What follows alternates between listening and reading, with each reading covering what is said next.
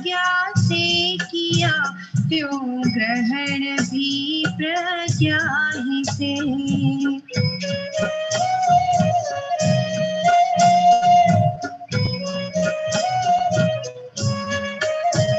कर ग्रहण प्रज्ञा से नियत, चेतक है सो मैं ही हूँ।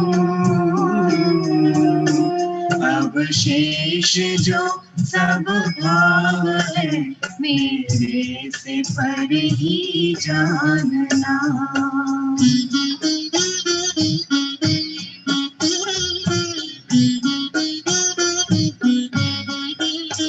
कर ग्रहण प्रज्ञा से नियत, दृष्टा है सो मैं ही हूँ। अवशेष जो सब भाव है, मेरे से पर ही जानना।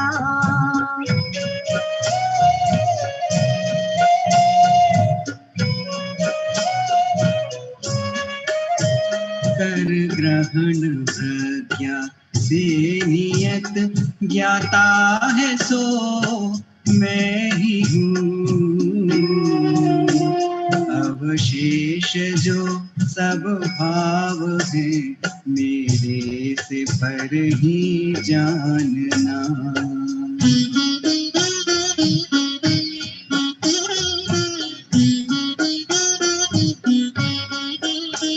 सब भाव जो पर की जाने, श्रोत जाने आत्म को। वह कौन ज्ञानी मेरा है, यह यो वचन बोले अहो।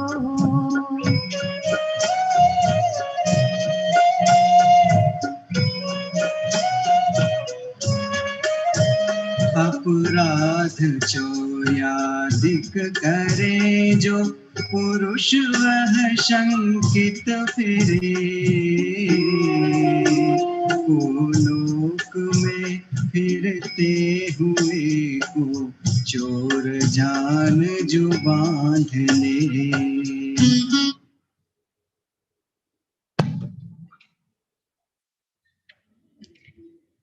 हाँ चाचा जी प्रारंभ कर दीजिए। हाँ भैया। नमो अर्हन्ताणं, नमो सिद्धाणं, नमो आयरीयाणं, नमो वज्रायाणं, नमो लोये सौवसाहूणम्।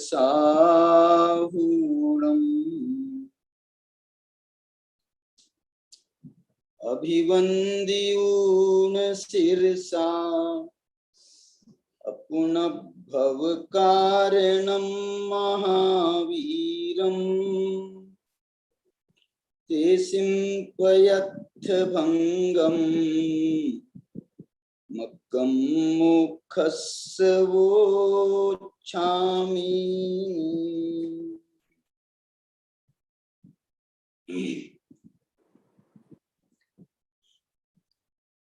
पंचास्तिकाय संग्रह के आधार पर हम यहाँ पर चर्चा कर रहे हैं मोक्ष मार्ग की। ये मोक्ष मार्ग की चर्चा में अभी हमारा जो गाथा चल रही है, 161 नंबर की गाथा चल रही है।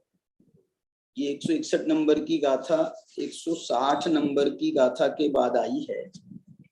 160 नंबर की गाथा व्यवहार मोक्ष मार्ग की बात कह रही थी और 161 में उन्होंने उस विधि का प्रतिपादन किया है जिस विधि के द्वारा व्यवहार मोक्ष मार्ग की अवस्था में इस जीव को निश्चय मोक्ष मार्ग की प्राप्ति होती है। गुणस्थान के अनुसार चौथे में, पांचवे में, छठे में प्रयास करता है जीव, तो उसे उसी गुणस्थान में, उस गुणस्थान के योग्य वो निश्चय मोक्ष मार्ग की प्राप्ति उसको होती है। लेकिन उसकी जो भूमिका बनती है वो भूमिका उसकी व्यवहार मोक्ष मार्ग की भूमिका होती है, अथवा ऐसा कहें निश्चय सम्यक दर्शन के लिए व्यवहार सम्यक दर्शन की भूमिका होती है, निश्चय सम्यक ज्ञान के लिए व्यवहार सम्यक ज्ञान की भूमिका होती है, निश्चय सम्यक चारित्र के लिए व्यवहार सम्यक चारित्र की भूमिका होती है। अपने अपने गुणस्थान प्रमाण होती है। यहाँ मुख्य रूप से 7वें गुणस्थान की बात यहाँ पर की जा रही है, जैसा कि यहाँ पर टिप्पणी लगाई है 7वें गुणस्थान की। तो इसमें जो हम चर्चा कर रहे थे कि व्यवहार मोक्ष मार्ग में आकर के कहा था ना कल, अब कल मैं देखो 1 मिनट में पढ़ता हूं, मेरे को भावना की चर्चा करनी है आज, भावना की। लेकिन ये भावना की भूमिका कब बनती है और उसकी क्या उपयोगिता होती है वो यहाँ पर बता रहे हैं। अनादि अविद्या के नाश द्वारा, यहाँ तो उसको सम्यक्त की प्राप्ति हुई, व्यवहार मोक्ष मार्ग को प्राप्त करता हुआ धर्मादि संबंधी तत्वार्थ अश्रद्धान के अभाव द्वारा, त्याग द्वारा, अंग पूर्वगत अज्ञान के त्याग द्वारा और अतप में चेष्टा रूप जो अचारित्र है उसके त्याग से धर्मादि संबंधी तत्वार्थ श्रद्धान, अंग पूर्वगत पदार्थों संबंधी ज्ञान, तप में चेष्टा के ग्रहण हेतु रूप जो है उसके ग्रहण द्वारा, तप की चेष्टा के ग्रहण द्वारा। अब देखिए इसमें उन्होंने ये बहुत अच्छा एक उसको विकास दे रहे हैं। बोले आपने ये व्रतादि का ग्रहण कर लिया, लेकिन किसी कारण से विविक्त भाव से व्यापार करता हुआ, देखो क्या लिख रहे हैं, विविक्त भाव से व्यापार करता हुआ। विविक्त भाव का मतलब उन्होंने बताया था, विविक्त माने ये कल अपन ने पढ़ा भी था, विविक्त का अर्थ माने विविक्त माने वैराग्य परिणति से परिणत होता हुआ। सम्यक दृष्टि भी वैराग्य परिणति से परिणत है, तो फिर आगे के गुणस्थान वाले जीव वैराग्य परिणति से परिणत क्यों नहीं होंगे। मतलब ये वैराग्य का तो सम्यक दृष्टिर भवति निहितम ज्ञान वैराग्य शक्ति, वैराग्य भाव माने यही विविक्त भाव है। अभी वो इसका अर्थ ये भी नहीं है कि पूर्णतः राग से रहित हो गया है। विविक्त का मतलब है कि वो जीव जो उससे हटने का प्रयास कर रहा है उसका नाम है विविक्त, वैराग्य परिणति वाला। अब देखिए ये विविक्त भाव से व्यापार भी कर रहा है, ये हो गया। अब इसके बाद में क्या घटना घटती है, बोले किसी कारण से ग्राह्य का त्याग हो जाए, माने जो व्रतादि है ग्रहण किए हैं उसका त्याग हो जाए, या सम्यक्त्वादि जो व्यवहार सम्यक्त्व की भूमिका में कोई अतिचार लग जाए, व्यवहार ज्ञान की भूमिका में कोई अतिचार लग जाए, चारित्र की भूमिका में कोई अतिचार लग जाए, तो उसका ग्राह्य का त्याग हो जाने पर और त्याज्य का ग्रहण हो जाने पर उसके प्रति विधान का अभिप्राय करता हुआ, देखो जीव की परिणति कैसी है, उसका प्रति विधान माने फिर उसके लिए उसका मन इतना उद्वेलित होता है कि वो उससे मुक्त होना चाहता, उससे अपने अपराध से मुक्त होना चाहता है, तो उसके लिए वो प्रायश्चित अंगीकार करता है। अब देखना प्रायश्चित अंगीकार करने के बाद में फिर क्या हुआ, प्रायश्चित अंगीकार करने के बाद क्या हुआ, ये बात मुझे इसमें बतानी है। प्रायश्चित ये अंगीकार करने के बाद में फिर उसका जो मन जो है ना प्रायश्चित में तन्मय होता है और प्रायश्चित के माध्यम से वो धीरे धीरे धीरे अपने पूर्ववत परिणामों में आता है, मतलब वो अपने स्थिरता वो प्राप्त कर लेता है। जैसे सम्यक्त्व आदि में हम स्थितीकरण आदि अंग कहते हैं, यहाँ पर जो है वो प्रायश्चित विधान के द्वारा वो अपने को उसने शुद्ध किया।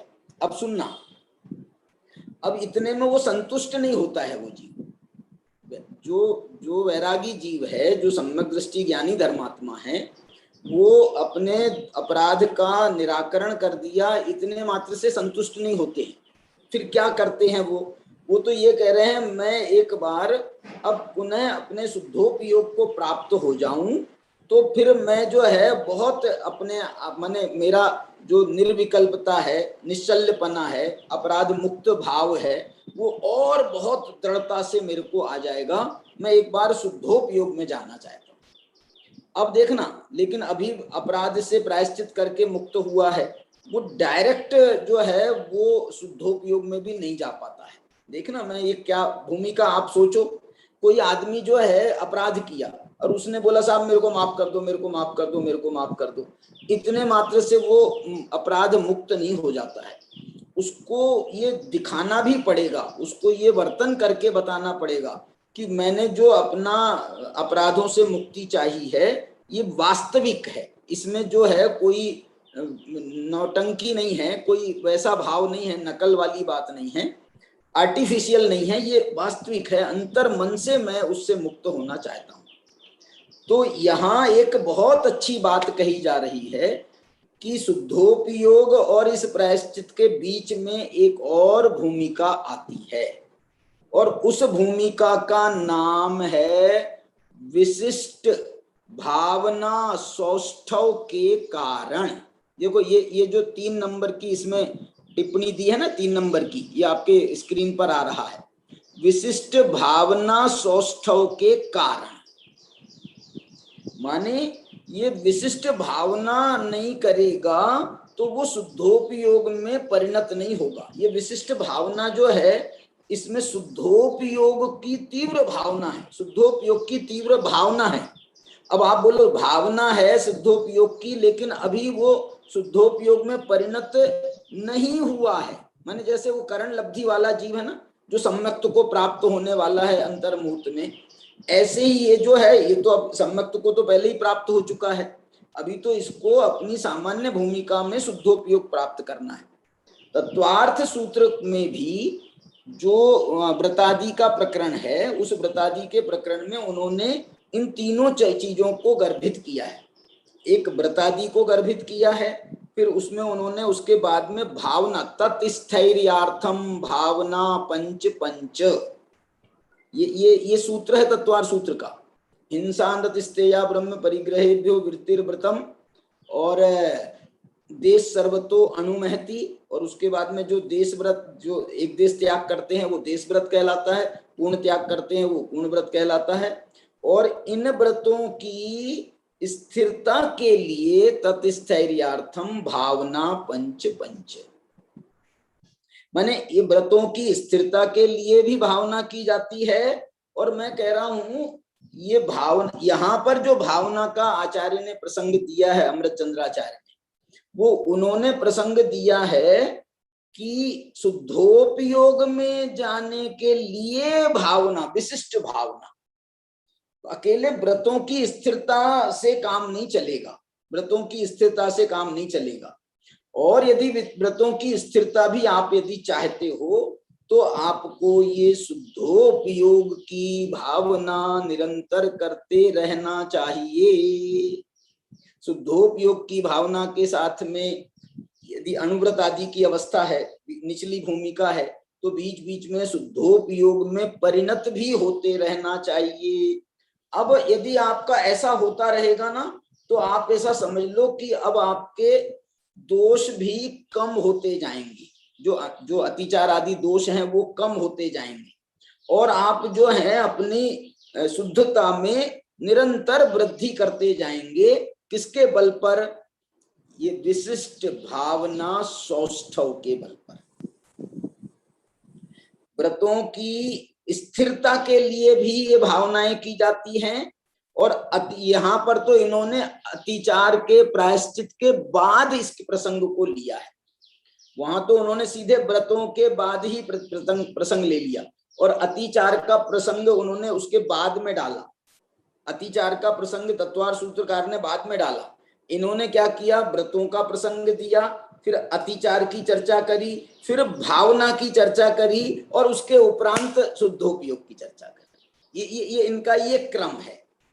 मतलब हम ये नहीं, देखो एकदम से कुछ नहीं होता है, एकदम से कुछ नहीं होता, एकदम से कुछ नहीं होता है। माने हम तीव्र मिथ्यात्व में चल रहे हैं और हम अंतर्मुहूर्त आत्म शुद्धात्मा का आश्रय कर लेवे और शुद्धोपयोग प्राप्त कर लेवे, एकदम से कुछ नहीं होता है। ग्रहित मिथ्यात्व की स्थिति है तो पहले तो ग्रहित मिथ्यात्व का त्याग होता है।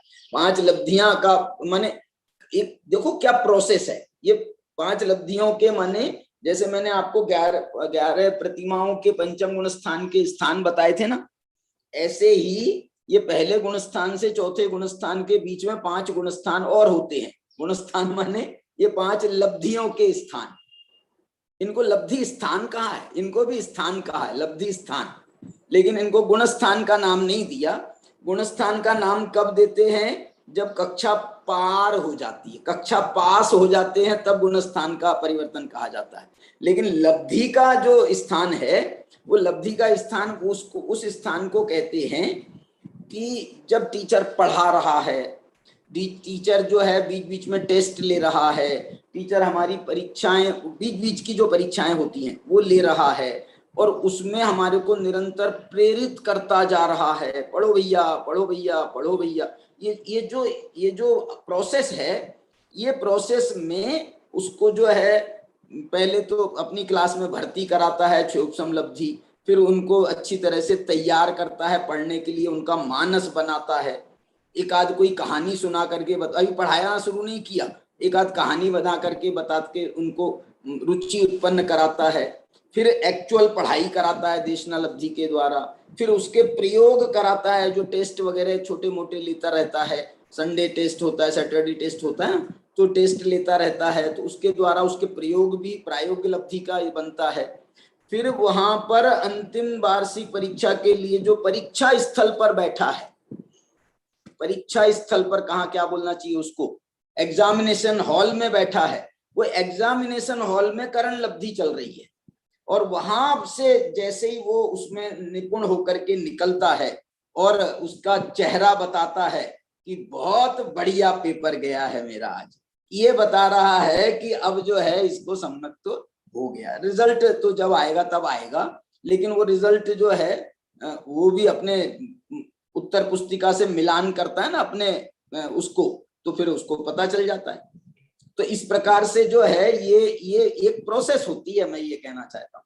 और ये प्रोसेस के माध्यम से जैसे सम्यक्त्व की प्राप्ति हुई, ऐसे ही ये शुभोपयोग के परिणाम से जीव शुद्धोपयोग के परिणाम में जाता है। उसके बीच में क्या क्या प्रोसेस होती है, हर जगह प्रोसेस होती है, बिना प्रोसेस के काम नहीं हो रहा है, प्रोसेस चलती है। अंतर मुहूर्त में माने मिनिमम उसको अंतर मुहूर्त का समय लगता ही लगता है। ऐसे यहाँ पर भी जब छठे गुणस्थान में मुनिराज है ना, आप ऐसा विचार करो, मेरे को बताओ आप, मुनिराज 7वें गुणस्थान में थे, अपन बहुत जल्दी जल्दी होता है ये काम, लेकिन इस बीच में प्रोसेस कैसे गुजरती है वो बताना चाह रहा हूं। मुनिराज 7वें गुणस्थान से गिर करके छठे गुणस्थान में आए। अब ये छठे गुणस्थान में आए हैं तो ये नहीं कहा जा सकता कि तुम 1 सेकंड में चले जाओ वापस 7वें में चले जाओ। अरे भैया मैं वैसे ही गिर के आया हूं ना, गिर के आया हूं, पतित होकर के आया हूं।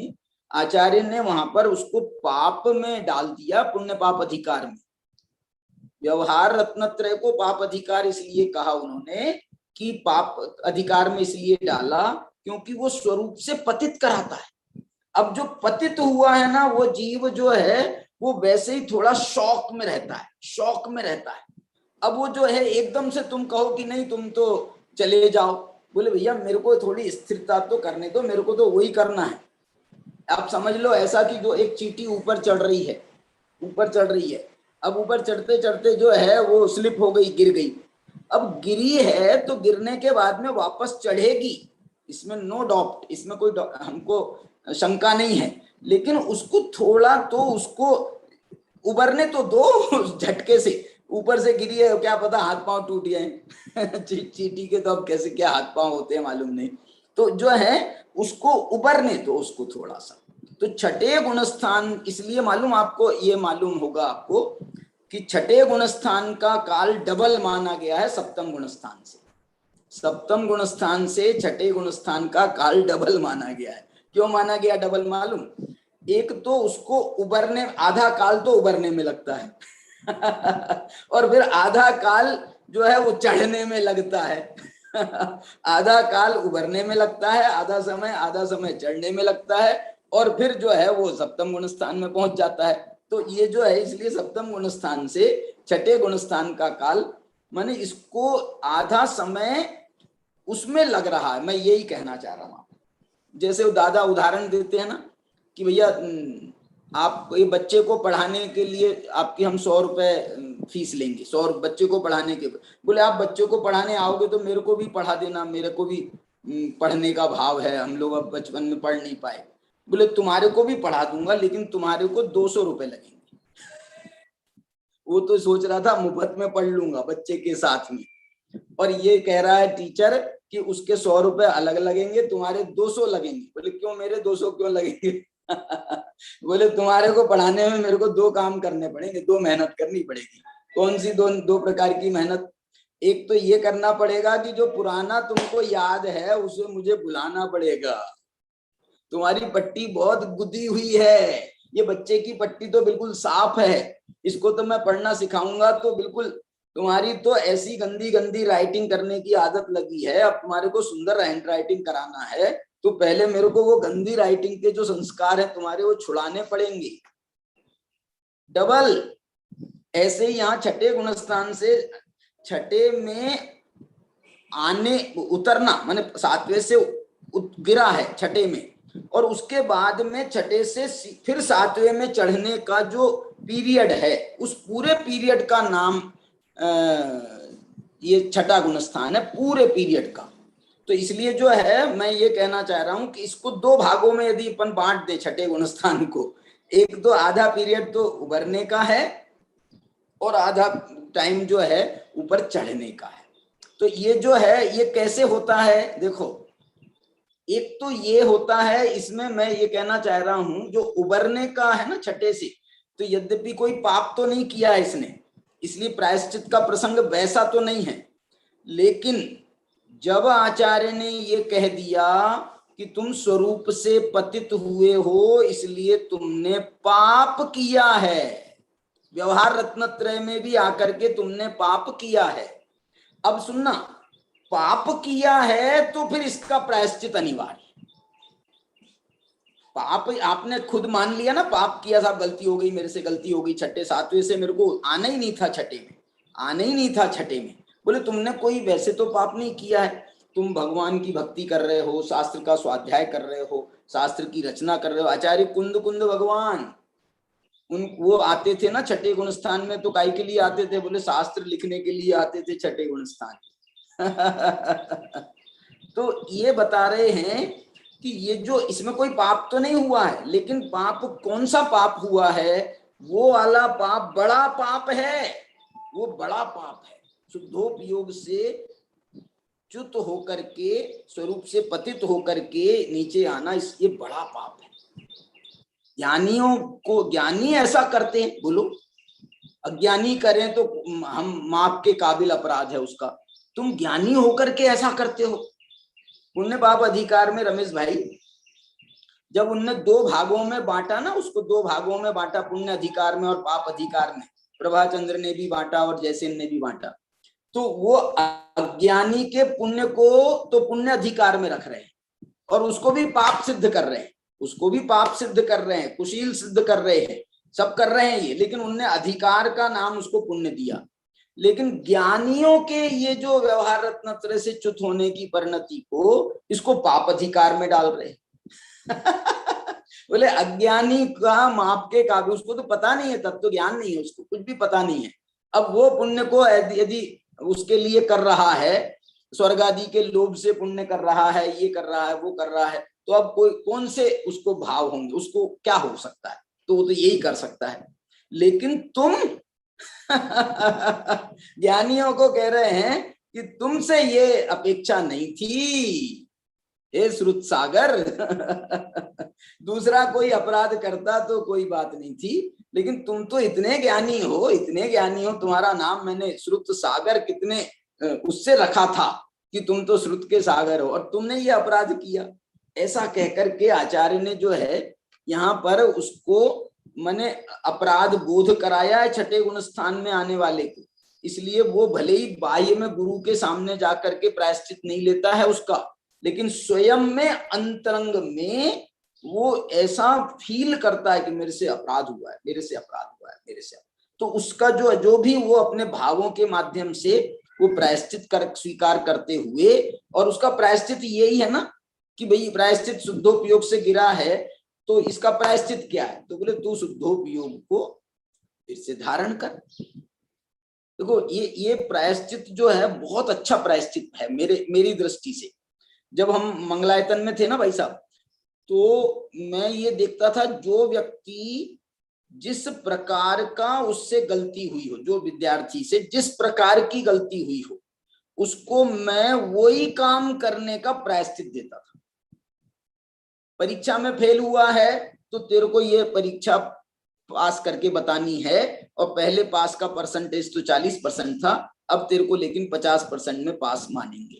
अब तेरे को 50 था तो अब 60 में तेरे को हम पास मानेंगे। ऐसा करके उसको उसका देता था। जिसने लड़ाई झगड़े करने का अपराध किया, लड़ाई झगड़ा किया, तो जिसके साथ में लड़ाई लड़ी है तो उससे माफी मांग, तो आपस में कर।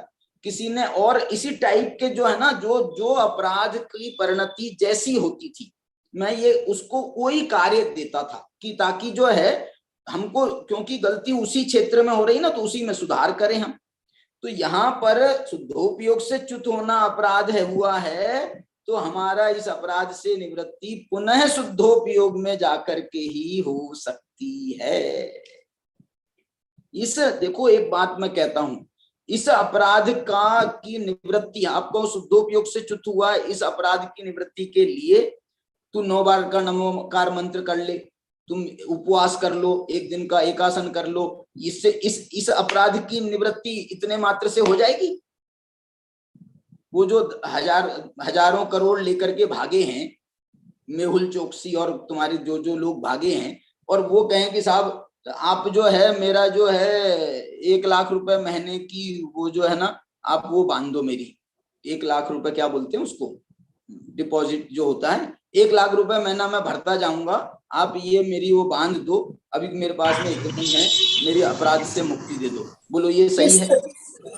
भाई अपराध यदि जिस लेवल का हुआ है उसका उसी लेवल का ही निराकरण होना चाहिए। शुद्धोपयोग का अपराध, ये अपराध ऐसा है कि जैसे आपने किसी की हत्या कर दी और इसका नाम दिया है, उन्होंने हत्या का नाम दिया है, स्वरूप से पतित होना, तो ये तो पाप संज्ञा है, इसको स्वरूप विघातक कहा। और शब्द में कहूं, आत्म परिणाम हिंसन हेतुत्वात् हिंसित, तूने अपने आत्म परिणामों का घात किया है। बोलो, आत्म परिणामों का घात किया है, ये इतना बड़ा पाप है। दूसरे का घात करना ये उतना बड़ा पाप नहीं है जितना अपने परिणामों का घात करना है। इसलिए ये बहुत बड़ा पाप मान करके इसकी निवृत्ति कैसे होगी? इसकी निवृत्ति जो है कोई पुण्य कार्य करने से, कोई परोपकार करने से, कोई धर्म जैसे तुम परमार्थ के कार्य करने से इसकी निवृत्ति नहीं होगी। इसकी निवृत्ति का एकमात्र उपाय यही है कि तुम जितने बल से अपने शुद्धोपयोग में पहले जुटे थे, अब तुम्हारा शुद्धोपयोग का काल डबल होना चाहिए, उसमें तुम्हारी विशुद्धि और बढ़ना चाहिए। क्या बताऊं इसको, ऐसा कह रहा हूं मैं। एक बहुत दिन पहले भाई साहब एक सिनेमा आई थी, एक दुश्मन नाम की सिनेमा आई थी राजेश खन्ना की। उससे जो है एक आदमी का, वो दारू पी करके ट्रक चला रहा था, तो उससे एक आदमी का रोड में एक्सीडेंट हो जाता है और वो आदमी मर जाता है। वो जो आदमी था वो जवान आदमी था, उसका परिवार था, उसकी बीवी थी, उसके माँ बाप थे, उसके बच्चे का पता नहीं शायद, तो ये सब इतना मामला था। तो उसको जो है ये सजा उसके लिए केस चला। तो बोले साहब इसको सजा क्या दी जाए, इसको सजा क्या दी जाए?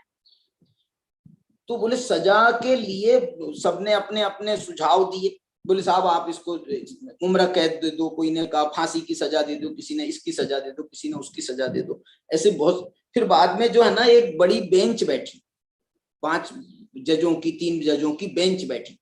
वो बेंच ने बहुत विचार किया, विचार करने के बाद में उनने जो सोल्यूशन निकाला वो बड़ा मार्मिक है। उनने सोल्यूशन ये निकाला कि बोले देखो इसके द्वारा उस परिवार का घात हुआ है, उस परिवार का नाश हुआ है। अकेला वो एक व्यक्ति का घात नहीं है, वो पूरा परिवार जो है अब सड़क पर आ गया है, तो इसको ये सजा दी जाती है कि तुमको उसी गांव में रहना है, उस गांव के बाहर नहीं जाना है, और उसी घर में रहना है, और उस घर का पूरा पालन पोषण आपको करना है। क्या बात है, उस घर का पालन पोषण करना है। तो ऐसा करके जो है उनने 3 घंटे की सिनेमा में ऐसा दृश्य दिखाए हैं कि वो जब घर में प्रवेश करता है और कोर्ट के आदेश से प्रवेश कर रहा है, लेकिन घर वाले तैयार नहीं होते। ये तो हमारा हत्यारा है बेटे का, ये तो मेरे पति का हत्यारा है, ये अब इसी घर में रहेगा, ये यहाँ पर हमारी छाती पे मूंग डलेगा। मतलब आप सोचो, अब उसको ये भी था, अकेले पालन पोषण नहीं करना था, उनको अपना भी बनाना था। उनको मतलब उनके मन में अपने प्रति वो सॉफ्ट कॉर्नर पैदा करना था।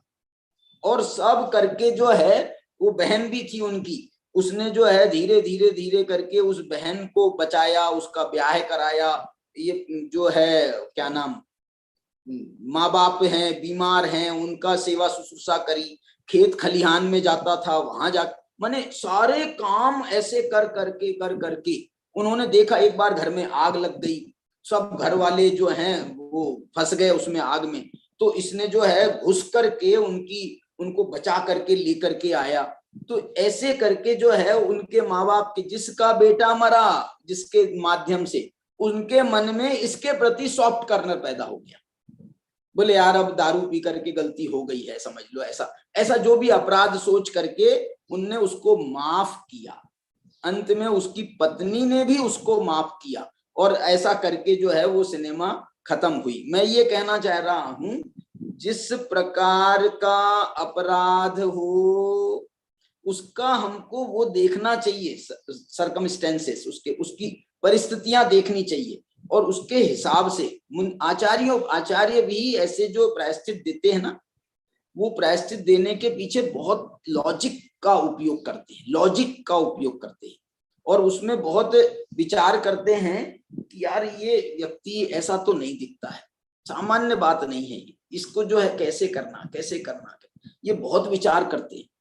इसलिए मालूम है ऐसा कहा है कि प्रायश्चित जो होता है ना, ये कभी सामूहिक नहीं होता। प्रायश्चित जो है ये सामूहिक नहीं होता। हो भी सकता है ऐसा, यदि सामूहिक में कोई किसी ने अपराध किए हो, सामूहिक में मिल करके किए हो, तो अब सबका अलग अलग। आप देखो ना, कोर्ट में एक व्यक्ति का कोई अपराध हुआ है और 6 व्यक्ति पकड़े गए हैं, वो 6 व्यक्तियों में से 6 की सजा अलग अलग होती है। बोले ये मुख्य अपराधी है, इसको तो अंदर डालो, ये जो है ये दूसरे नंबर का अपराधी है, इसको भी जो है इसको भी बड़ी सजा मिलेगी, लेकिन उससे कम मिलेगी।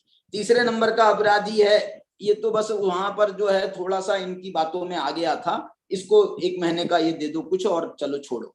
और बाकी 3 तो बिल्कुल इररिलेवेंट हैं, इनका कोई इससे लेना देना नहीं है, वहां इनकी उपस्थिति भले ही हो लेकिन इनका कोई इसमें इन्वॉल्वमेंट नहीं था, इनको कुछ मालूम ही नहीं था कि ये क्या कर रहे हैं क्या नहीं कर रहे हैं, इसलिए इनको तो क्या बोलते हैं, बाइज्जत बरी कर। वाह, ये देखो पकड़े गए हैं 6, इनके 6 के अलग अलग केस चलते हैं, अलग अलग उनके वकील होते हैं, अलग अलग उनका सजा निर्धारण होती है। बोलो ऐसा सब होता है? सामूहिक मामले जो हैं बड़े वैसे सामूहिक रूप से ही नहीं निपटाए जाते, सबका व्यक्तिगत रूप से निपटारा होता है। हाँ बोलो नवल गुण जी। ये कल का मेरा प्रश्न ऐसे रहा था, इस संदर्भ में आप बता सकते हैं महागणंदी का अपराध क्या था? वो फिर चले गए ना, आप वगैरह कर लिए। कौन सा फिर से बोलो। महागणंदी जी थी ना, वो कुमारिनी के साथ चली गई थी। वो पीछे कमंडल लेके वो नहीं, मैं बताता हूँ। देखिए मैं ये कहना चाह रहा हूँ कि ये जो अपना प्रकरण चल रहा है ना, इसी प्रकरण में अपन उस उदाहरण को लेकर के ये अपने प्रकरण को अपन समझ सकते हैं। अपना प्रकरण जो है एक तो व्रत लेने का है, फिर उसके बाद में व्रतों में किसी कारण से अतिचार होने का प्रसंग बन रहा है। फिर उसमें अतिचार बनने के बाद में उसके प्रायश्चित का प्रसंग बन रहा है। फिर प्रायश्चित के बाद में उसको उसकी भावना के बल पर उसको जो है और विशेष शुद्धोपयोग का जो है अनुभूति में वो प्रवेश कर रहा है। ये 5 स्टेप है हमारी मुख्य रूप से। ये पहली स्टेप, और एक ऐसी मान लें हम व्रतादि के पहले की, वो अविद्या के नाश वाली माने सम्यक तो प्राप्ति वाली एक प्रोसेस, वो मान ले। अब आप देखो जो हमारे क्या नाम था उनका, आचार्य माघनंदी। ये माघनंदी आचार्य बहुत पुराने आचार्य हैं, बहुत पुराने, मतलब बहुत पुराने, माने ऐसा मेरे अंदाज से ये आचार्य कुंद के भी पहले के आचार्य हैं शायद, है तो ये पंचम काल के, लेकिन ये जो है माघनंदी आचार्य थे। तो वो माघनंदी आचार्य के गुरु थे कोई अरहत बली वगैरह, मतलब पुराने हैं उस समय के। माघनंदी ऐसे भी माने जा सकते हैं मालूम, कि जिनको अंग पूर्व का ज्ञान हो। अच्छा। क्या बोल रहा हूँ सुनना ध्यान से, क्योंकि कुंद के पहले मैं स्थापित कर रहा हूँ, इसका मतलब है कि वो कुंद खुद थे और इनका तो एक जैसा काल है, ये लगभग समान काल है, तो इसलिए उसके पहले तो ये इन्हीं की परंपरा चल रही थी ना, अंग पूर्व के ज्ञाताओं की। तो वो भी ज्ञान होने के बाद में भी अपराध नहीं होते हैं, इसका तो कोई नियम नहीं है। तो ये ज्ञान, उनको ज्ञान भी बहुत था। माघनंदी का बड़ा शार्प नॉलेज था, हर बात का समाधान जो है ना वो ऐसे निकालते थे, हर बात का समाधान निकालते थे। एक बार क्या हुआ, वो आहार के लिए गए, तो आहार में के लिए जाने के बाद में आहार करके जो है वहां से लौट के आ रहे थे। अब देखना, ये उनकी बुद्धि का ही कमाल है, बुद्धि का ही वो था। तो उन्होंने एक कुम्हार को वो घड़ा बनाते हुए देखा। तो अब इनकी जो एक वाली बुद्धि थी ना, जानने की, समझने की, एक जिज्ञासा वाली भाव इनको रहता था हमेशा। इनका विद्यार्थी कभी मरता नहीं था। माघनंदी बहुत बड़े विद्वान थे, लेकिन इनका विद्यार्थी कभी मरता नहीं था।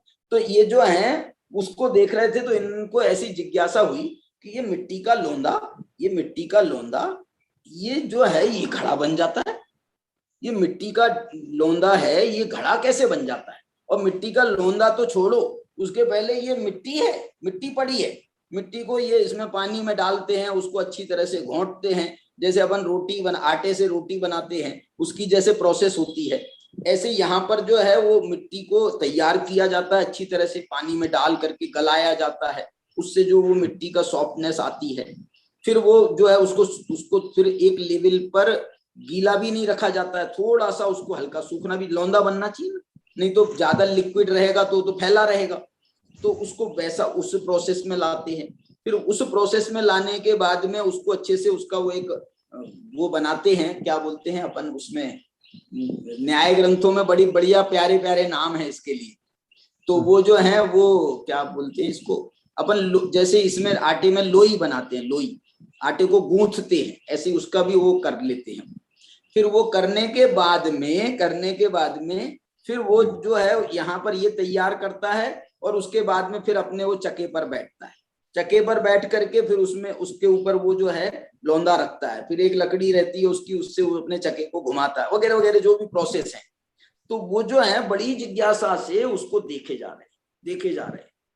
अब क्या हुआ, इनकी जिज्ञासा को देख करके वो जो उस कुम्हार की एक लड़की थी, छोटी लड़की थी, वो जो है लड़की, छोटी कहो बड़ी कहो जो भी कहो, तो वो जो है ना वो इसको देख रही थी। माघनंदी वो प्रक्रिया को देख रहे थे, और वो लड़की इसको देख रही थी कि ये देखो मुनि महाराज हैं और इनको ऐसा क्या जिज्ञासा हो रही है, और ये देखे जा रहे हैं। तो वो जो है मुनि महाराज जो है उसको इतना अवलोकन कर रहे थे कि वो अवलोकन करते करते वो यहाँ से अवलोकन करे, वहां से अवलोकन करे, चारों तरफ से घूम घूम करके वो बराबर उसकी प्रोसेस को समझ रहे थे, देख रहे थे। अब ये घूम रहे थे, इनके पीछे वो उसकी कुम्हार की लड़की घूम रही थी, ऐसे करके उनके 2 3 4 5 7 चक्कर हो गए होंगे, जो भी हुआ होगा।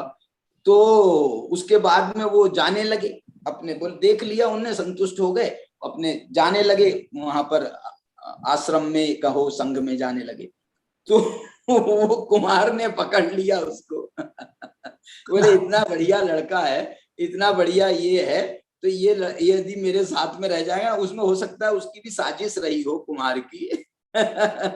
उसने कहा यार ये अच्छा एक काम का मेरे को आदमी मिल जाएगा, मेरे को आदमी की भी कमी थी, और ये लड़का जो है बेटी का ब्याह भी हो जाएगा और ये लड़का भी मिल जाएगा, काम करने वाला भी हो जाएगा, चलो काम हो जाएगा। उसने उसको फांस करके कहा कि भाई साहब कहाँ जा रहे हो? बोले क्यों, क्या हुआ? बोले तुमने मेरी बेटी के साथ में 7 फेरे लिए हैं, अब ये बेटी का तुम्हारे के साथ तुम्हारा ब्याह हो गया है, अब तुमको इसको साथ में रखना पड़ेगा, इसके साथ में रहना पड़ेगा। बोले मेरा तो कोई घर नहीं है। बोले नहीं, मेरा घर बहुत बड़ा है, तुम यहीं रहो। अरे तुम क्या बात कर रहे हो, ये पीछी कमंडल का मैं क्या करूं, मैं पीछी कमंडल का क्या करूं? बोले वो कुंडी है उसमें टांग दो। तो वो घर के कुंडी में उसको पीछी कमंडल उसके टंगवा दिए, और इनको जो है कपड़े पहना करके इनको, अब वहां पर संघ में खलबली मच गई। बोले क्या हुआ, क्या हुआ, क्या हुआ? अरे बोले वो तो भ्रष्ट हो गए, वो तो माघनंदी तो भ्रष्ट हो गए, इतने ज्ञानी आदमी और भ्रष्ट हो गए। वहां पर कुमार की लड़की के साथ में उनने प्यार, अब उनने को तो क्या परिस्थिति तो पता नहीं, और परिस्थिति पता भी हो तो वो मुनि महाराज लोग अपने संग में क्या करेंगे? माने वो लड़ने तो आ नहीं जाएंगे कुम्हार के पास में कि भैया नहीं हमारे उसको छोड़ो। बोले अब जब अपना अपना सिक्का ही खोटा है, उनके गुरु महाराज सोच रहे अपना सिक्का ही खोटा है, तो इनको अब क्या करें हम? तो मैं एक बात बताऊं आपको, सुदीप जी ने शायद ऐसी वो बात सिद्ध करी है कि ये कुंदाचार्य के गुरु थे माघनंदी। अच्छा, हाँ ऐसा कुछ उनने सिद्ध किया, मैं कंफर्म नहीं कह रहा हूं, लेकिन वो ये बताना चाह रहे हैं। और ये चूंकि इनके जीवन में ये एक ऐसा आचरण और ऐसी घटना का प्रसंग बना था, इसलिए कुंद ने अपने गुरु का नाम लेना उचित नहीं समझा। ऐसा कोई वो इसमें से निष्पत्ति निकालते हैं। वो ये कहते हैं कि वो माघनंदी उनके गुरु थे, तो वो उनने उनका नाम लेना उचित नहीं समझा। और शायद ये बात जो है ना, एक आपके यहाँ वो एमबी पाटिल ने जो कुंद पर किताब लिखी है ना, आचार्य कुंद के जीवन चरित्र पर, उसमें भी शायद ये कुछ उल्लेख किया है उन्होंने इस प्रकार का। तो उनने उनका नाम नहीं दिया, और इस बात पर बहुत चर्चा होती है कि भाई कुंद ने अपने गुरु का नाम क्यों नहीं बताया, गुरु नाम न छिपाइए, गुरु का नाम क्यों नहीं बताया? बोले नाम लेने से और ज्यादा अपवाद का कारण बनता। तो उनने मालूम अपने गुरु का नाम किसको बताया? उनने अपने गुरु का नाम क्या बताया? कुंद ने अपने गुरु का नाम बताया भद्रबाहु।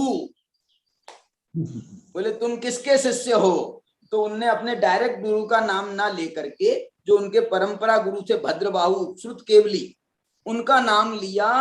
शीशेण य भद्रबाहु स, मैं भद्रबाहु का शिष्य बोल रहा, ऐसा लिखा उनने।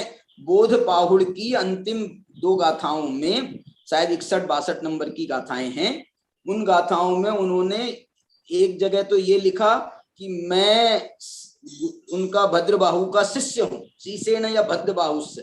दूसरी जगह उन्होंने ये लिखा कि 2 गाथाओं में 2 बार नाम लिया उनने भद्रबाहु का। सुद भद्रबाहु सुय केवली गुरु, ऐसा मतलब वो ये कहे एक तो मेरे गुरु वो हैं और मैं उनका शिष्य हूं, ऐसे 2 वाक्य प्रयोग किए उनने। एक वाक्य में तो कहा कि मैं उनका शिष्य हूं, और दूसरे वाक्य में कहा कि मेरे गुरु भद्रबाहु गुरु जयदु, मेरे भद्रबाहु जो गुरु हैं वो उनकी जय हो, ऐसा कह करके जयदु भद्रबाहुस, ऐसा कुछ उनने वहां पर पाठ किया। बोध पाहुड़ में आप देख सकते हो, आखिरी की गाथाएं हैं, उनने वहां अपने गुरु का उल्लेख किया। देखो मंगलाचरण में प्रभु का, मंगलाचरण में प्रभु का उनका नाम लिया, और अंतिम समापन में उन्होंने अपने गुरु का उल्लेख किया। देखो ये एक इसमें मर्म है। मंगलाचरण जो है स्टार्टिंग में आपको बड़े आदर्श बताने चाहिए, बड़े हमारे ये बड़े आदर्श। गुरु जो हैं वो प्रारंभ, वो गुरु भी तो अभी छद्मस्त है ना, अभी छोटे पद में, लेकिन वो श्रुत केवली है। लेकिन इसलिए मंगलाचरण में यदि विशेष उनको याद किया जाए तो वो ज्यादा बड़ी बात होती है। और अंत में भी अंतिम मंगलाचरण है ये गुरु के नाम का, ऐसा एक बोध पाउल में किया हमने। तो ये माघ नंदी जो हैं, ये माघ नंदी की ऐसी घटना घटी। अब क्या हुआ, फिर बाद में कुछ कालांतर में 2-4 साल हो गए, जितने भी हुए होंगे, वो गुरु का संघ वापस वहीं उसी गांव में आया। और उस गांव में आया तो उनने तो देखा कि भैया ये तो अपने घर गृहस्थी में अपने उलझ गए हैं, अब घर गृहस्थी के काम कर रहे हैं, रह रहे हैं।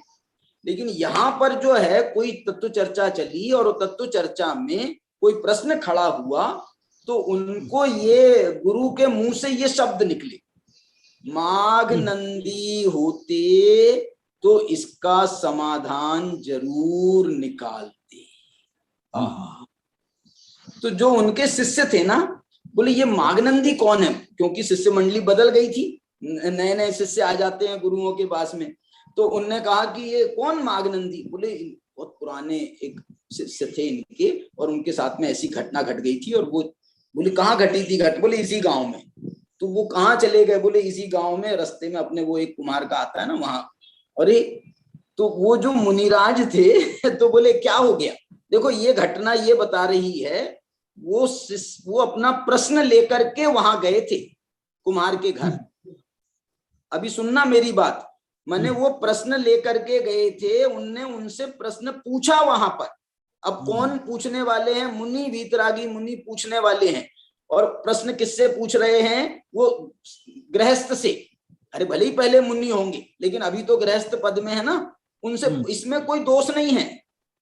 ज्ञान का क्षेत्र अलग है। कभी अपन ने कल परसों पढ़ा था ना, सम्यक दर्शन सम्यक ज्ञान का क्षेत्र जो है, उसमें तो वो द्वादश सांग के पाठी हो सकते हैं। ये गुरुदेव के प्रवचन में आया था, यही बात गुरुदेव के प्रवचन में आई थी कि वो कह रहे थे कि भाई चौथे गुण स्थान में भी इंद्र होता है ना द्वादश सांग का पाठी, सर्वार सिद्धि के देव होते हैं ना द्वादश सांग के पाठी, के गुरुदेव के प्रवचन में आए। तो द्वादश सांग जो उनको ज्ञान है, तो वो ज्ञान तो है उनके पास में। मैं माघ नंदी को कह रहा हूं कि उनको बहुत अंग पुरु के ज्ञाता होंगे। तो जब शिष्य गए उनके पास में और उनसे पूछा, तो उनने बड़े प्यार से, और तब तक तो वो उम्र गुजर चुकी थी, वो सब निकल चुका था, वो धीरे वो मैंने अब वो जो है उनके ससुर भी जो हैं वो जैसे खूंखार थे पहले, अब उतने खूंखार नहीं रह गए होंगे। तो उनने जो है पूछा, इनने जवाब दिया, इनने विचार करके जवाब दिया, और जवाब से बड़ा समाधान हुआ उनको, शिष्यों को, मुनियों को समाधान हुआ उनके समाधान से। अब इसके बाद क्या घटना घटी, इसके बाद ये घटना घटी कि उनके मन में ये बात फिर से आई माघ नंदी के, कि यार देखो मैं चारित्र से भ्रष्ट हो गया, गृहस्थ अवस्था धारण कर ली, उसके बाद भी मेरा संघ मुझे याद करता है, मेरे गुरु ने ये नाम लिया, और ये शिष्य लोग जो हैं पूछने आए मेरे पास में, और मेरे से बोलो समाधान मांग रहे हैं, और मैं कहाँ इसमें फंसा हुआ हूँ। ऐसा विचार करके उनकी पुनः जो है पुरुषार्थ जागृत हुआ।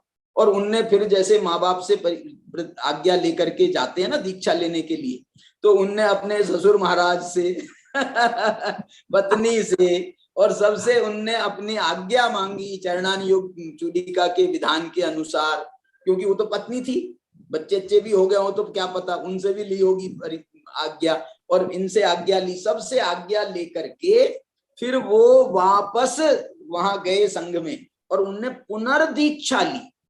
वो पुरानी दीक्षा कॉमन कंटिन्यू नहीं रही, अब उनने पुनर्दीक्षा ली, और पुनः दीक्षा लेकर के वो अपने पीछे का मंडल उनने उठाए, अपने जो टांग दिए थे वो उनको देख करके याद आ गई, और वो जो है अपने उठाए उनने, और यहाँ आ गए वापस में संघ में।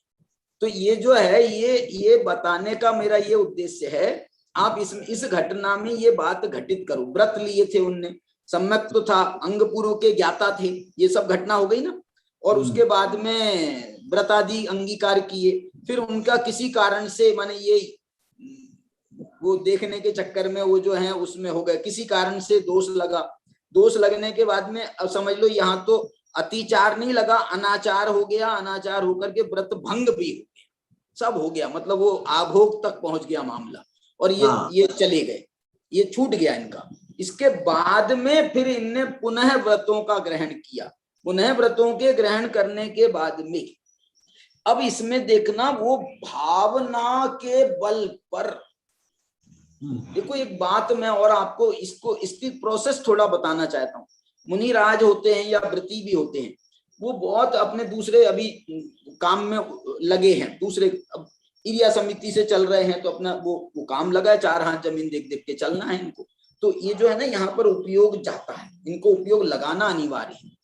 बोले यदि आप जो है अपने आत्मा के ध्यान में रहना चाहते हो, 6वां 7वां गुणस्थान जो चलते फिरते बैठने का होता है ना, उसमें थोड़ा सा उसमें और एक सामायिक में बैठ करके 6ठे 7वें गुणस्थान में झूलने में, इसको मालूम, इसको ऐसा कहा है आचार्यों ने कि ये 6ठा 7वां गुणस्थान प्रवृत्ति की अवस्था के हैं। इरिया समिति आदि, आहार ऐष्णा समिति आदि के समय जो उनका 6ठा 7वां होता है, इसमें प्रवृत्ति प्रधान है, प्रवृत्ति में 6ठा 7वां गुणस्थान हो रहा है। और जो सामायिक आदि के काल में भी 6ठा 7वां होता है। सामायिक का काल में सीधा 7वां ही नहीं हो जाता है, वहां पर भी 6ठा 7वां होता है। तो वहां जब 6ठा 7वां होता है तो वो सामायिक करते हुए भी विकल्प में आते हैं, विकल्प में आते हैं 6ठा गुणस्थान, और वहां पर वो अंदर से प्रयत्न करके ये अपने 7वें में जाते हैं। तो ये जो है ना, ये निवृत्ति रूप 6ठा 7वां गुणस्थान। क्या बोला? एक प्रवृत्ति रूप 6ठा 7वां गुणस्थान और एक निवृत्ति की प्रधानता वाला 6ठा 7वां गुणस्थान। आप ऐसा समझ लो ना, 5 व्रतों का पालन करते समय भी 6ठा 7वां होता है, समितियों का पालन करते समय भी 6ठा 7वां होता है, गुप्तियों के समय भी 6ठा 7वां होता है, गुप्तियों के पालन करते समय भी 6ठा 7वां होता है। आप पूरे 28 गुण में ऐसा घटा सकते हो। तो ये सब 6ठे 7वें गुणस्थान की स्थितियां हैं।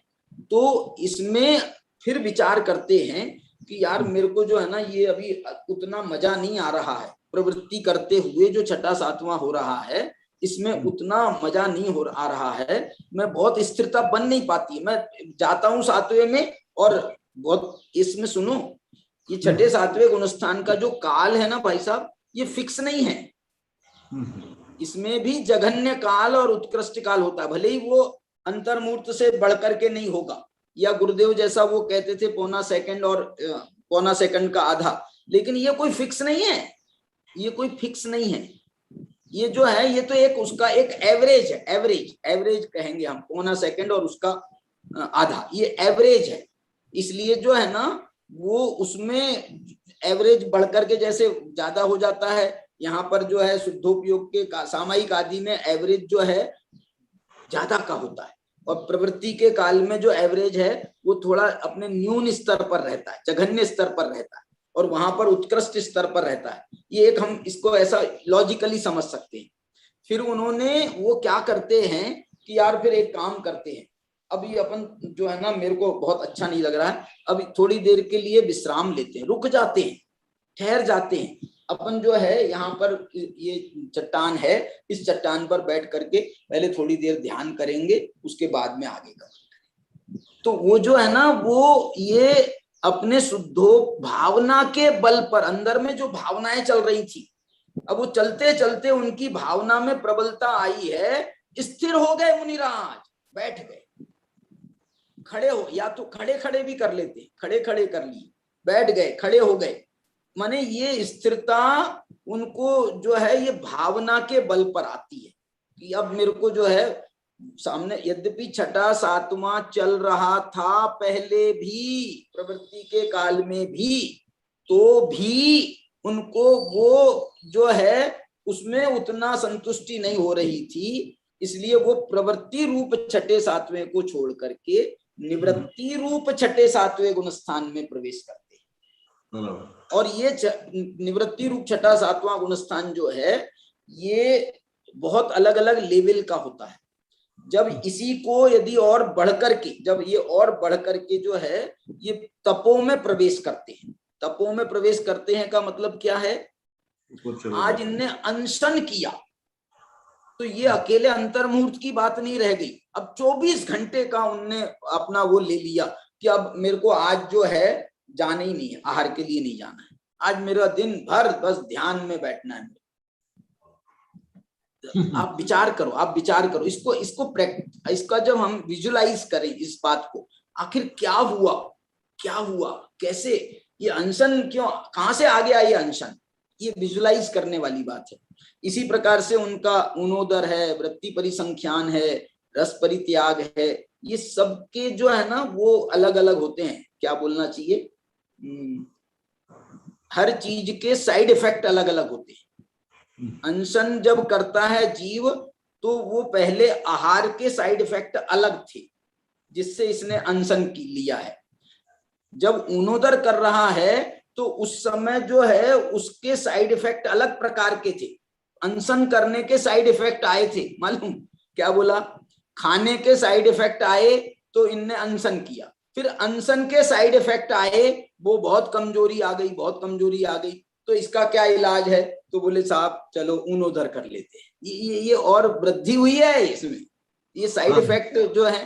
फिर उसका साइड इफेक्ट आता है कि भैया हमने ऊनोदर तो किया है लेकिन ऐसा खा लिया, रस परित्याग माने वो गरिष्ठ कर लिया, उसने वो कर दिया, दोष पैदा कर दिया। तो फिर एक काम करो, तुम रस परित्याग कर, ऊनोदर करो लेकिन रस परित्याग पूर्वक करो। फिर और कौन सा है, एक और है ना, वो आखिरी लेने वाला, आखिरी लेने वाला, वो जो है वो आखिरी लेने वाला क्या बोलते हैं उसको, अनशन, ऊनोदर, वृत्ति परिसंख्यान, रस परित्याग। ये वृत्ति परिसंख्यान तीसरे नंबर का। वृत्ति परिसंख्यान का मतलब होता है, वृत्ति माने भोजन, ऊनोदर का मतलब होता है कम खाना, लेकिन इसमें वृत्ति परिसंख्यान नहीं है। ये वृत्ति परिसंख्यान को ये आखिरी वगैरह से जोड़ दिया गया।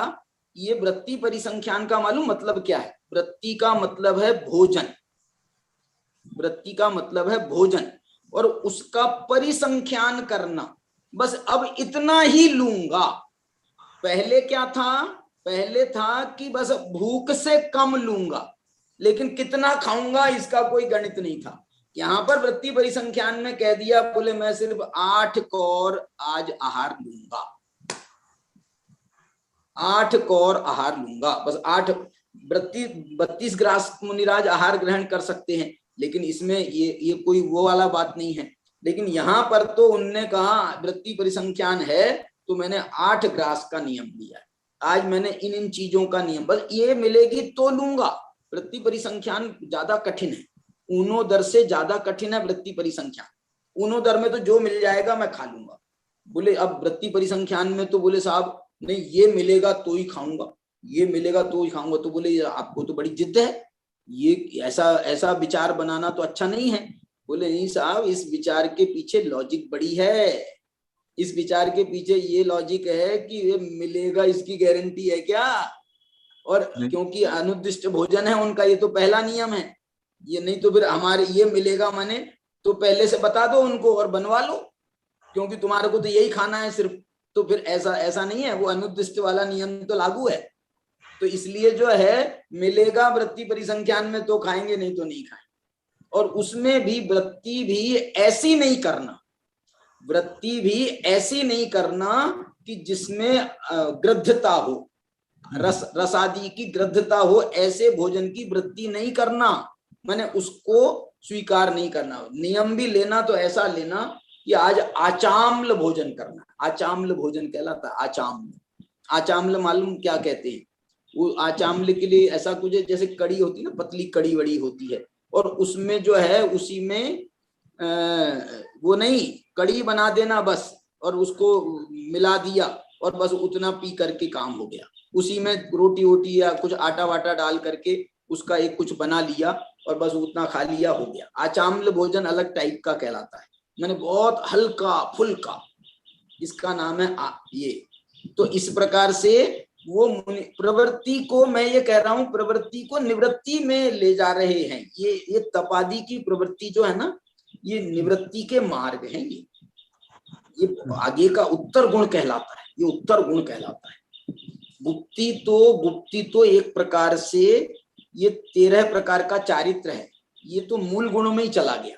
यद्यपि 28 मूल गुणों में उसका नाम नहीं है, लेकिन 13 प्रकार का जो चारित्र में उसका नाम होने से गुप्ति तो सामान्य है। तप जो है वो और उत्तर गुण है, और मालूम एक जो अब मैं एक विशेष बात और बता रहा हूं आपको, उत्तर गुण और क्या क्या है। ये 12 भावनाएं अनुप्रेक्षाएं ये उत्तर गुण है। ये भावना सौष्ठव, ये अपन जो भावना सौष्ठव पे चल रहे थे ना, तो ये भावना सौष्ठव में ये उत्तर गुण है। माने ये भावना सौष्ठव के द्वारा, अब आगे पढ़ लो, भावना सौष्ठव के कारण स्वभाव भूत सम्यक दर्शन ज्ञान चारित्र के साथ अंग अंगी भाव से परिणति द्वारा, देखो क्या बात, कमाल की भाषा है, उसके द्वारा उनसे समाहित होकर त्याग ग्रहण के विकल्प से शून्य पने के कारण भेदात्मक भाव रूप, आगे देखो ना, भेदात्मक भाव रूप व्यापार विराम को प्राप्त होने से, देखो ये अनुभूति में प्रवेश हो रहा है, अनुभूति में प्रवेश हो रहा है, होने से सुनिष्कंप पना होता है। ये मैंने जो आपको कहा सामायिक सुनिष्कंप पना, स्थिर, कल मैंने आपको उनका बताया था, भगवान का, उनका सुनिष्कंप बना, वो छोड़ करके जो है वहां चले गए थे योग निरोध करने के लिए पावापुरी। यहाँ पर मुनिराज का कह रहे हैं सामायिक में बैठ गए, ये सुनिष्कंप बना रहता है। उस काल उतने काल तक यही आत्मा जीव स्वभाव से नियत होकर, नियत चारित्र रूप होने के कारण निश्चय से मोक्ष मार्ग कहलाता है। एक बात सुनो, आज तक जिनको भी केवल ज्ञान की प्राप्ति हुई है, सुनना मैं क्या बात कहना चाह रहा हूं, केवल ज्ञान की प्राप्ति हुई है अथवा मोक्ष की प्राप्ति हुई है, उनका प्रवृत्ति के काल में उनको 6वां 7वां गुण स्थान तक तो माना है आचार्यों ने, लेकिन श्रेणी आरोहण और यथाख्यात चारित्र केवल ज्ञान की प्राप्ति के लिए वो ये सुनिष्कंप अवस्था ही अनिवार्य है। खड्गासन अथवा पद्मासन में सामायिक की अवस्था अनिवार्य है। यदि ये नहीं होगी ऐसी अवस्था, तो आप चलते फिरते जो है 6वां 7वें गुण स्थान में दिक्कत नहीं है, लेकिन चलते फिरते श्रेणी आरोहण में दिक्कत है। चलते फिरते जो है वो श्रेणी आरोहण में भी दिक्कत, चलते फिरते का मतलब कोई मुनिराज ध्यान कर रहे हैं और कोई उपसर्ग करने आया देवता और उसने उठा करके ले गया और समुद्र में फेंक दिया, तो वो उसमें तो हो सकता है, उसमें तो केवल ज्ञान की प्राप्ति भी हो सकती है। आप बोलोगे चलते फिरते तो आपने मना किया था, अरे बुद्धि पूर्वक चले खुद हो करके तो दोष है, वरना दोष नहीं है, वरना दोष नहीं है। तो उपसर्ग आदि के काल में तो कुछ भी हो सकता है, कुछ भी हो सकता है। और वो जो है इस प्रकार से ये मोक्ष, निश्चय मोक्ष मार्ग को प्राप्त होते हैं।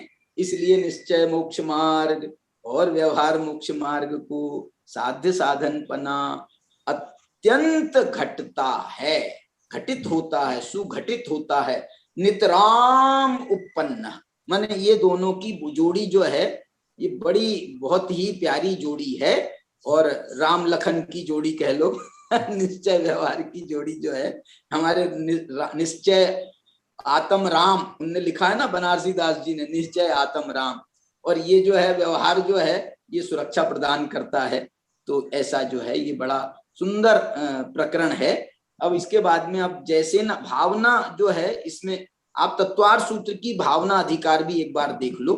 हर व्रतों को भावनाओं के बल पर उसकी विशुद्धि को बढ़ाया जाता है। हर व्रत की अलग अलग, अहिंसा व्रत की भावनाएं अलग हैं, सत्य व्रत की भावनाएं अलग हैं, उसमें ये अणुव्रतों में भी भावनाओं का उपयोग होता है, और अणुव्रतों में महाव्रत समितियां आदि का प्रयोग होता है, तब ये अणुव्रतों में विशेष प्रकार की विशुद्धि मिलती है। ये विचारने की बात है। चलिए अभी की चर्चा को यहीं पर विराम देते हैं, समय ज्यादा हो गया, 6 मिनट का समय, इसलिए मैं क्षमा चाहता हूँ जी।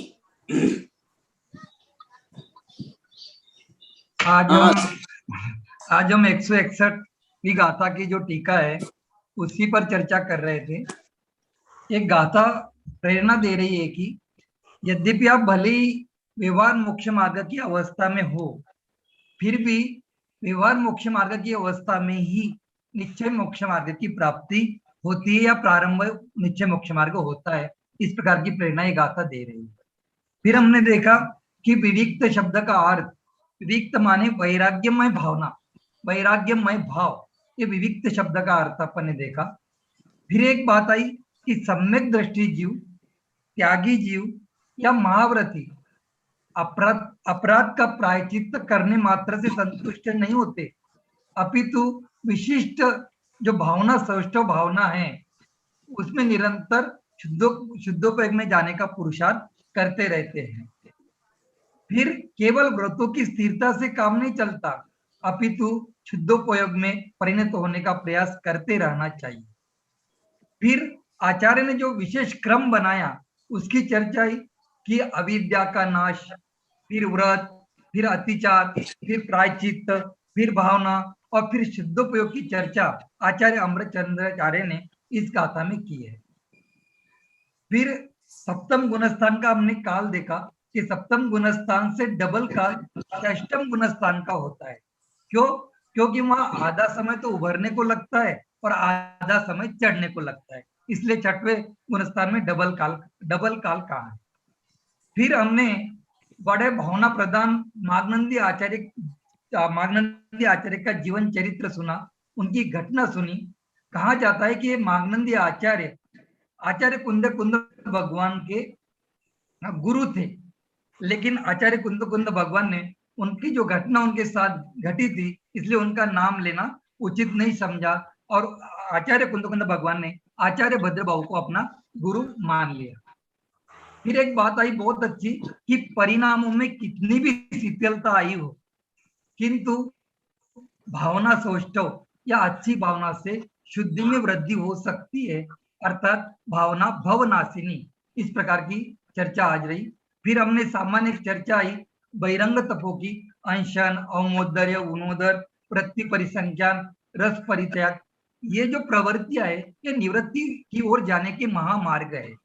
फिर ये उत्तर गुण भी कहलाते, 12 अनुप्रेक्षा, भावना सौष्ठव, ये उत्तर गुण भी है।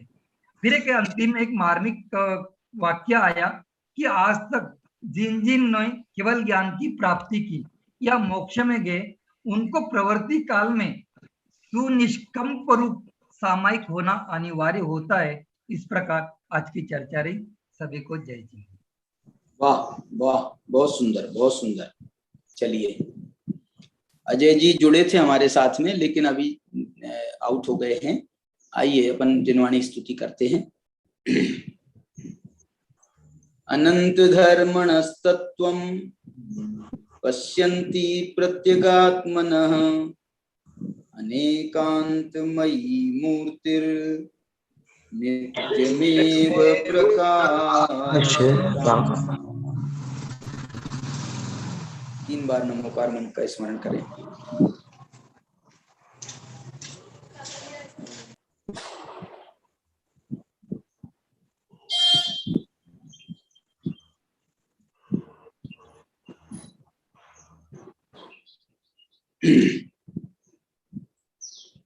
सभी को जय जिनेन्द्र।